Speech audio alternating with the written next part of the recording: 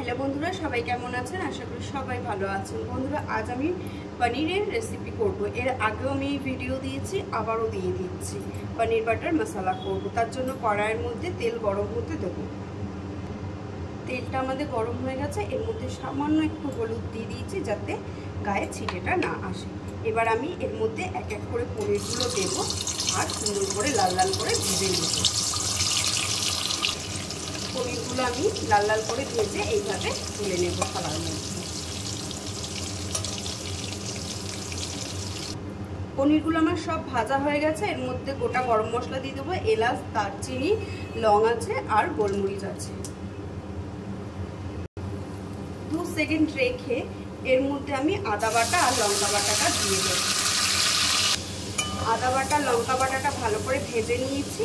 এর মধ্যে কেটে রাখা ক্যাপসিকামগুলো দিয়ে দেব। এবার ক্যাপসিকামগুলোকে ভালো করে একটু ভেজে নেব, নরম হওয়া পর্যন্ত ভেজে নেব। ভাজা হয়ে এসছে। এর উপর দিয়ে আমি সামান্য একটু লবণ দেব আর সামান্য একটু লঙ্কার গুঁড়ো দেব। সামান্য, খুব বেশি লাগে না, একটু কালারের জন্য আমি জাস্ট দিই। এবার এটাকে আবার নাড়িয়ে দেব। ভালো করে ক্যাপসিকামটা নাড়িয়ে চাড়িয়ে নিয়েছি, আদার গন্ধটাও চলে গেছে। এইবার আমি এতে কাজু আর পোস্ত বেটে রেখেছিলাম সেটা পুরোটা দিয়ে দেবো। দিয়ে ভালো করে একটু নাড়িয়ে দেব।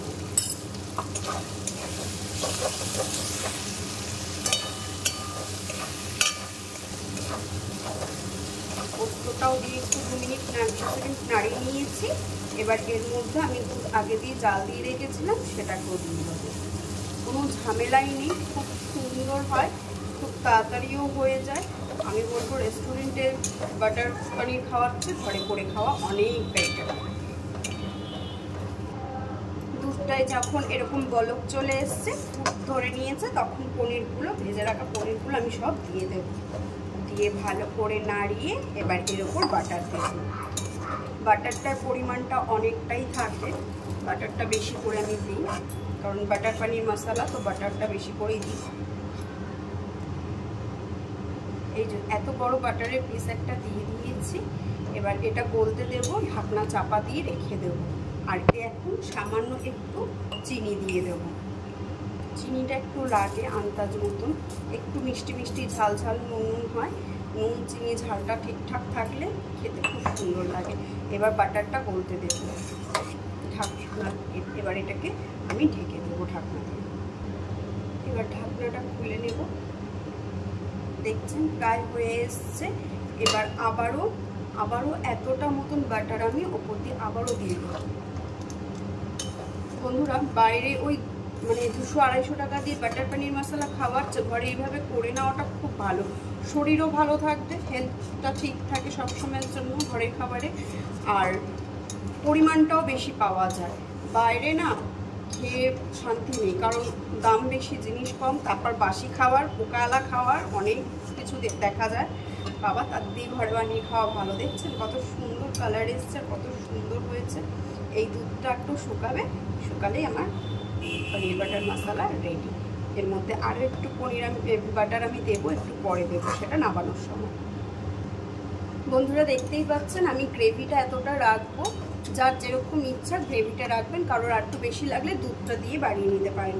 আমি কিন্তু জল একটু ব্যবহার করিনি, কেউ জলটা ব্যবহার করবেন না, জলের জায়গায় দুধ ইউজ করবেন, লিকুইড দুধটা।